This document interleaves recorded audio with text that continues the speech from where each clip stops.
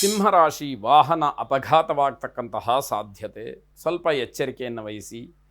ನಿಮ್ಮನ್ನು ನೀವು ಮರೆತು ಅಥವಾ ನನಗೆ ಎಲ್ಲವೂ ಗೊತ್ತು ಅಂತಲೋ ಅಥವಾ ಅಧಿಕಾರ ಇದೆ ಅಂತಲೋ ಇನ್ಯಾವುದೋ ಬಲ ಇದೆ ಅಂತಲೋ ಎಲ್ಲವನ್ನ ಪ್ರದರ್ಶನ ಮಾಡೋದಕ್ಕೆ ಹೋದರೆ ತೊಂದರೆಗೆ ಕಾರಣವಾಗತ್ತೆ, ಅನುಭವಿಸಬೇಕಾಗತ್ತೆ ಅಂತ ಅರ್ಥ. ಹಣದ ವಿಚಾರದಲ್ಲಿ ಜಗಳ ತಾರಕಕ್ಕೆ ಇರುತ್ತೆ. ದುಡ್ಡು ಕಾಸಿನ ವಿಷಯ ಬಂತು ಅಂತಂದರೆ ಜಗಳನೇ. ಅಲ್ಲಿ ಬೇರೆ ಯಾವ ಒಳ್ಳೆ ಮಾತಿಗೆ, ಸಮಾಧಾನಕ್ಕೆ, ಚರ್ಚೆಗೆ ಅವಕಾಶಗಳೇ ಇಲ್ಲ. ಆ ರೀತಿ ಮಾಡ್ಕೊಳ್ತೀರಿ, ನಿಮ್ಮದೇ ತಪ್ಪಾಗತ್ತೆ. ಆ ರೀತಿ ಮುಂದುವರ್ಕೊಂಡು ಹೋಗುವಂಥದ್ದು ಒಳ್ಳೆಯದಲ್ಲ ಅಂತ ಅರ್ಥ.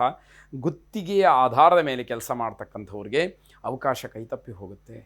ಮಾತು, ಹಣ ಇದೆಲ್ಲವೂ ಕೂಡ ಕೆಲಸ ಮಾಡುವಾಗ ಇವುಗಳ ಪ್ರಭಾವ ಹೆಚ್ಚಾಗಿರುವಾಗ ನಿಮ್ಮ ಮಾತಿಗೆ ಅಲ್ಲಿ ಬೆಲೆ ಸಿಕ್ಕದೇ ಇರುವ ಹಾಗೆ ಆಗಬಹುದು ಅಂತ ಅರ್ಥ. ಸ್ನೇಹಿತರಿಂದ ಲಾಭವಾಗತಕ್ಕಂತಹ ದಿವಸವೂ ಹೌದು. ಏನೋ ಸಮಸ್ಯೆ ಇದ್ದಾಗ ಸ್ನೇಹಿತರು ಬಂದು ಕೈ ಹಿಡಿತಕ್ಕಂತಹ ಕೆಲಸ ಅಲ್ಲಿ ಆಗುತ್ತೆ ಅಂತ ಅರ್ಥ. ಸಹಕಾರಿ ಕೆಲಸಗಾರರಿಗೆ ಒಂದಷ್ಟು ಲಾಭ ಸಿಕ್ಕುವಂಥದ್ದಿದೆ. ಬರಹಗಾರರಿಗೆ ಗೌರವ ಸಿಕ್ಕುವಂಥದ್ದು. ಅಘೋರ ಮೃತ್ಯುಂಜಯನನ್ನು ಪ್ರಾರ್ಥನೆ ಮಾಡಿ.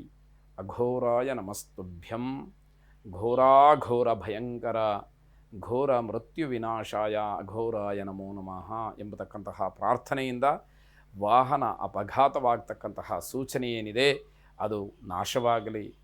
ನಿಮಗೆ ಯಾವುದೇ ರೀತಿಯ ಹಾನಿ ತೊಂದರೆಗಳು ಆಗದೇ ಇರುವ ಹಾಗೆ ಆ ಭಗವಂತ ಅಘೋರ ರುದ್ರ ಕರುಣಿಸಲಿ.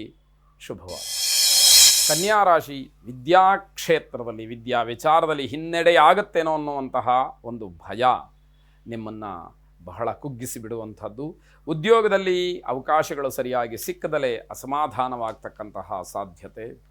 ಹಾಗಾಗಿ ನಿಮ್ಮ ಪ್ರಯತ್ನಗಳು ವಿಫಲವಾಯಿತೇನೋ ಅನ್ನುವಂತಹ ಒಂದು ಭಯ ನಿಮ್ಮನ್ನು ಕಾಡುತ್ತೆ.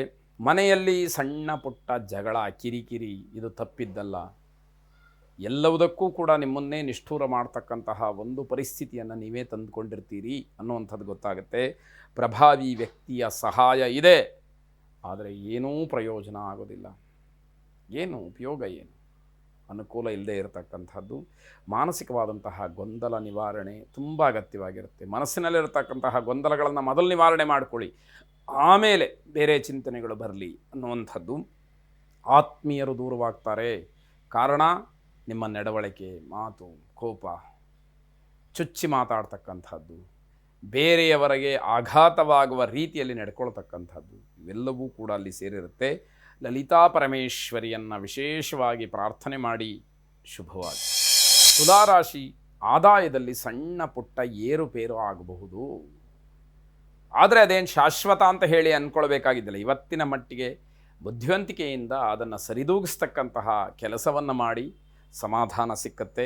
ಅನಗತ್ಯವಾದಂತಹ ವಾದ ಮಾಡೋದಕ್ಕೆ ಹೋಗಬೇಡಿ. ಇದರಲ್ಲಿ ಗೆಲ್ಲೋದು ಕಷ್ಟ ಆಗುತ್ತೆ. ಸುಮ್ಮನೆ ಕಾಲಾಹರಣ, ಜೊತೆಗೆ ನಿಷ್ಠುರ, ಸುಮ್ಮನೆ ವೃಥಾ ಶ್ರಮವಾಗತ್ತೆ ಅನ್ನುವಂಥದ್ದು. ಹೆಚ್ಚಿನ ಕಲಿಕೆಗೆ ಆದ್ಯತೆಯನ್ನು ನೀಡಿ. ವಿಚಾರವನ್ನು ತಿಳ್ಕೊಳ್ಳೋದಕ್ಕೆ, ವಿಷಯ ಸಂಗ್ರಹ ಮಾಡೋದಕ್ಕೆ, ಓದೋದಕ್ಕೆ, ಬರೆಯೋದಕ್ಕೆ ಇದಕ್ಕೆ ಸಮಯವನ್ನು ಹೆಚ್ಚು ನೀಡಿ ಅನ್ನುವಂಥದ್ದು. ಕಾರ್ಯವೈಖರಿ ಬದಲಾವಣೆ ಆದರೆ ಇದನ್ನು ನೀವೇನಾದರೂ ಬದಲಾಯಿಸಿದರೆ ನಿಮಗಿಂತ ಹಿರಿಯವರಿಗೆ ಅಗತ್ಯ ಬಿದ್ದರೆ ಮೇಲಧಿಕಾರಿಗಳ ಗಮನಕ್ಕೆ ತರ್ತಕ್ಕಂಥದ್ದು ಒಳ್ಳೆಯದು. ನೀವೇ ನಿರ್ಧಾರ ಮಾಡುವಂಥದ್ದು ಬೇಡ. ಕೊನೆಗೆ ಅದೇ ನಿಮ್ಮ ಮೇಲೆ ತಪ್ಪಾದೀತು, ನಿಮ್ಮಿಂದನೇ ಹೀಗಾಗಿದ್ದು ಅನ್ನುವಂತಹ ತಪ್ಪನ್ನು ನೀವು ಹೊರಬೇಕಾದೀತು. ಆ ಎಚ್ಚರಿಕೆ ನಿಮಗಿರಲಿ. ನಿಮ್ಮ ಸಮಸ್ಯೆಗಳನ್ನೆಲ್ಲ ಬಗೆಹರಿಸ್ಕೊಳ್ಳೋದಕ್ಕೆ ಒಳ್ಳೆಯ ಅವಕಾಶ, ಸಮಯ ಸಿಕ್ಕತ್ತೆ.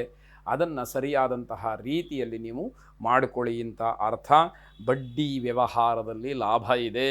ಇದು ಯಾವುದೂ ಕೂಡ ನಿಮಗೆ ಪ್ರಚೋದನಾಕಾರಿಯಾದಂತಹ ವಿಚಾರಗಳಲ್ಲ. ಆ ವ್ಯವಹಾರವನ್ನು ನಡೆಸ್ತಾ ಇರತಕ್ಕಂಥವರಿಗೆ ಲಾಭ ಇದೆ.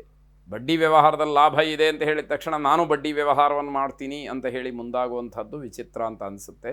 ಆ ರೀತಿ ಅರ್ಥವನ್ನು ಮಾಡಿಕೊಳ್ಬಾರ್ದು. ದುರ್ಗಾ ಪ್ರಾರ್ಥನೆಯನ್ನು ಮಾಡಿ. ಆ ಜಗನ್ಮಾತೆ ದುರ್ಗಾ ಪರಮೇಶ್ವರಿ ನಿಮಗೆ ಎಲ್ಲ ದುರಿತಗಳನ್ನು ದೂರ ಮಾಡಲಿ, ಸರ್ವಾಂಗೀಣವಾಗಿ ನಿಮ್ಮನ್ನು ಕಾಪಾಡಲಿ, ನಿಮ್ಮ ಅಭ್ಯುದಯವಾಗಲಿ. ಶುಭವಾಗಿ. ವೃಶ್ಚಿಕ ರಾಶಿ, ಈ ದಿವಸ ಯಾರ ಜೊತೆಯಲ್ಲೂ ಜಗಳ ಮಾಡಿಕೊಳ್ಬೇಡಿ. ಅಂತಹ ಪ್ರಸಂಗಗಳು ಬರುತ್ತೆ. ಆದರೆ ಆ ಸಮಯದಲ್ಲಿ ಜ್ಞಾಪಕವಾಗಿ ಮೌನಕ್ಕೆ ಶರಣು ಹೋಗ್ತಕ್ಕಂಥದ್ದು ಬಹಳ ಒಳ್ಳೆಯದಾಗಿರುತ್ತೆ. ಮನಸ್ಥಿತಿ ಬಹಳ ಪ್ರಶಾಂತವಾಗಿ ಇರುವ ಹಾಗೆ ಪ್ರಯತ್ನಪೂರ್ವಕವಾಗಿ ಅದನ್ನು ಕಾಪಾಡಿಕೊಳ್ಳಿ. ವಿರೋಧಿಗಳಿಂದ ನಿಮ್ಮ ಕೆಲಸಕ್ಕೆ ಅಡ್ಡಿಯಾಗುತ್ತೆ. ಆದರೆ ನೀವು ನಿಮ್ಮ ಪ್ರಯತ್ನವನ್ನು ಮಾಡಿ. ಯಾರು ಏನೇ ಅಡ್ಡಿಪಡಿಸಿದರೂ ಕೂಡ ಮೌನಕ್ಕೆ ಶರಣು ಹೋಗಿ ನಿಮ್ಮ ಕರ್ತವ್ಯಗಳನ್ನು ಮಾಡ್ತಾ ಹೋಗಿ. ಅದು ನಿಮ್ಮ ಕೈಯನ್ನು ಹಿಡಿತಕ್ಕಂಥದ್ದು. ವ್ಯಾಪಾರ ವ್ಯವಹಾರಾದಿಗಳಲ್ಲಿ ಅನುಕೂಲವಾಗುತ್ತೆ. ಜನಸೇವೆಗೆ ಅಂತ ಹೊರಟ್ರೆ ಪ್ರೋತ್ಸಾಹ ಸಿಕ್ಕುವಂಥದ್ದಿದೆ.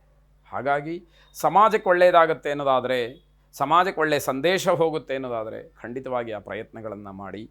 ಆರೋಗ್ಯ ಸಾಯಂಕಾಲದ ಹೊತ್ತಿಗೆ ಸ್ವಲ್ಪ ತೊಂದರೆಯನ್ನು ಕೊಡಬಹುದು. ಮೃತ್ಯುಂಜಯನನ್ನು ಪ್ರಾರ್ಥನೆ ಮಾಡಿ. ರುದ್ರಂ ಪಶುಪತಿಂ ಸ್ಥಾಣಂ ಶ್ರೀಕಂಠಂಚ ಉಮಾಪತಿಂ ನಮಾಮಿ ಶಿರಸಾ ದೇವಂ ಕಿನ್ನೋ ಮೃತ್ಯು ಕರಿಷ್ಯತಿ ಎಂಬುದಾಗಿ 11 ಸಲ ಹೇಳಿಕೊಳ್ಳಿ. ಶುಭವಾಗಲಿ.